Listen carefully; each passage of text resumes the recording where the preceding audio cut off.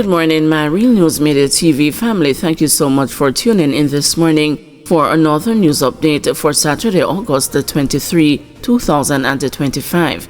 And I'm wishing for everyone a wonderful and a productive day. And in the news this morning, elderly man killed in hit and run in St. Andrew. A 92-year-old man was killed in a hit and run incident in the Grantspan community in St. Andrew on Wednesday, August the 20. He has been identified as Winston Kerr of the community. Kerr reportedly died tragically from injuries he sustained in a motor vehicle collision. Reports from the Kingston Spring Police are that about 10:30 p.m., Kerr was walking along the roadway when he was struck by a motorcycle. The motorcyclist failed to stop and fled the scene, leaving the injured man behind. Kerr was reportedly rushed to the hospital, where he later died. Investigations into the matter are ongoing. Clarendon man charged for allegedly hitting woman with hammer, setting house ablaze. The police in Clarendon have charged a man for allegedly hitting a woman in the head with a hammer during an argument and later setting a section of his house on fire. 44-year-old Louis Francis, a construction worker of Clarendon Heights in the parish, is charged with arson and unlawful wounding. Reports from the Maypen Criminal Investigation Branch are that around 8:15 p.m. on Tuesday, August 19, Francis and the woman had a dispute at his home, during which he allegedly used a hammer to inflict an injury to the left side of her head. He later allegedly threatened to burn the house down. The woman was later awoken by smoke and discovered the entire front section of the house engulfed in flames. The police and the fire department were contacted and the fire was contained. The man was subsequently taken into custody after he was pointed out by the woman on Thursday, August 21. His court date is being finalized. Kingston woman charged with murder. A Kingston woman has been charged with the murder of 32-year-old Jeremy Harris of Water Street, Kingston 14, following an argument between the two, which turned physical on August 17. Charged is 36-year-old Stephanie, also of Buckley of Water Street, Kingston 14. Reports from the Denham Town Police are that about 1:35 p.m., an argument developed between Buckley and Harris, during which Harris and the two other men attacked Buckley. During the attack, Buckley reportedly received multiple injuries, and she allegedly used a knife to stab Harris to the upper body. The police were summoned, and the injured individuals were taken to hospital, where Harris was pronounced dead. Buckley was later placed into custody after being treated. She was later charged following an interview and an eyewitness statement. Her court date is being finalized. St. Anne mechanic charged with fraud and larceny over missing vehicle. A Draxhall St. Anne mechanic and auto body repair man has been charged following an investigation into a missing vehicle that was entrusted in his care. 40-year-old Jean Bourgeois is charged with fraudulent conversion and larceny of a motor vehicle. Reports from the St. Anne's Bay Police are that between November 1, 2021 and August 20, 2025, the complainant delivered a white 2021 Toyota Hilux valued at approximately $9.5 million to Bourgeois for repairs. The estimated cost of repairs was $700,000. According to the police, the complainant paid an installment of $200,000 with the understanding that the balance would be paid on completion of the job.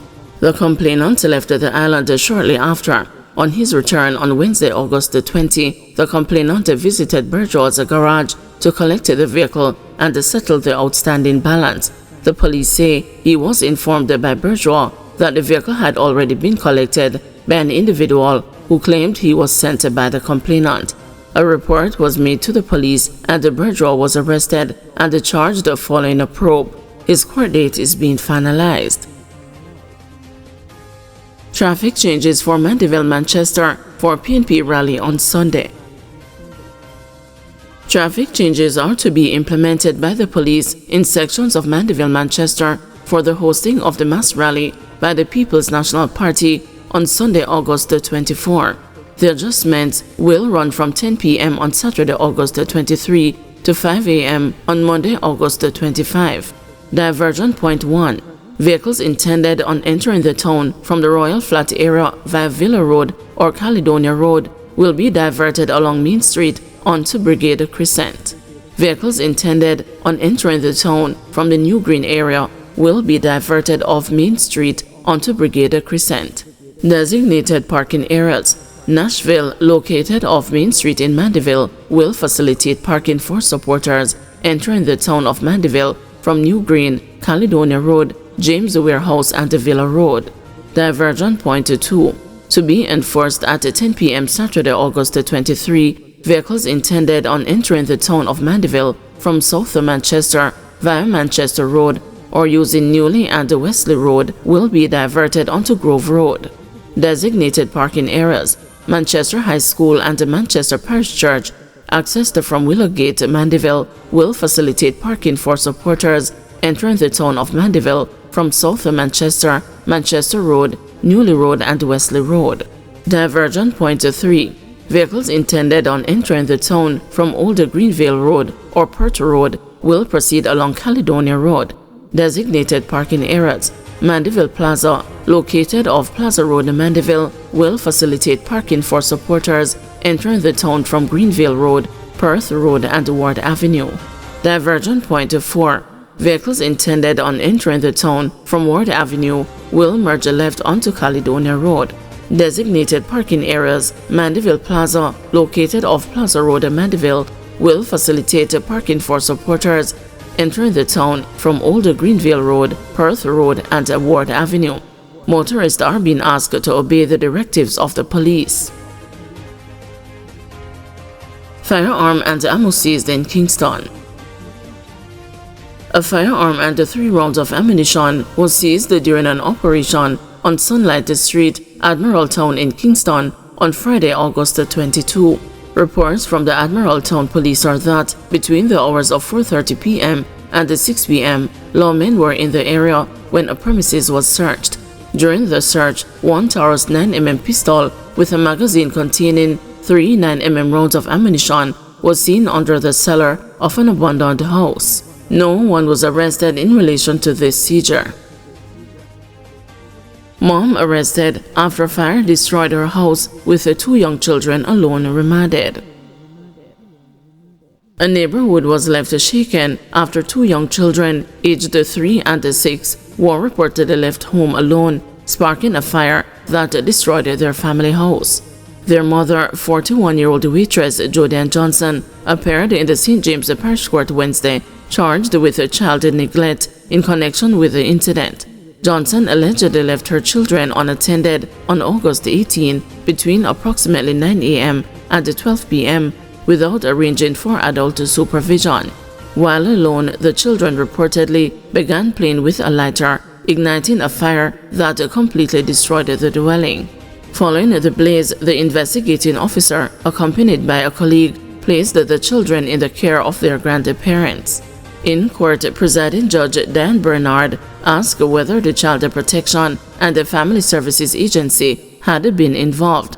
The officer confirmed that contact had been made. The judge stressed the seriousness of the case and that the children ought to be in the custody of the state since Monday. The case was temporarily stood down to allow the investigating officer to liaise with the agency. Upon resumption, the court clerk noted that a formal report must be filed at the CPFSA office, and the investigating officer was asked to attend to ensure the children's current living arrangement is suitable. The agency also requested that the children meet with them for counseling given the trauma they experienced. Johnson is represented by attorney Henry McCurdy, but his peer, Marisa McCurdy, appeared on his behalf on Wednesday. During bail submissions, McCurdy assured the court that Johnson would not interfere with the kids if granted bail. Judge Bernard, however, responded that bail could not be granted at this stage. There is nothing before the court to assure the court that there will be no interference. After the court is assured that the children are safe and the relevant agency has control over them, then I will consider bail, the judge said.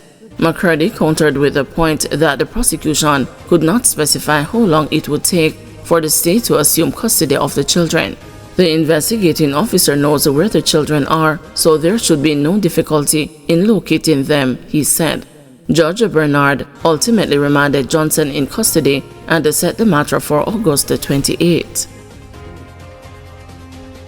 Guys, thanks for watching. Please join us this afternoon at 2 p.m. for another news update.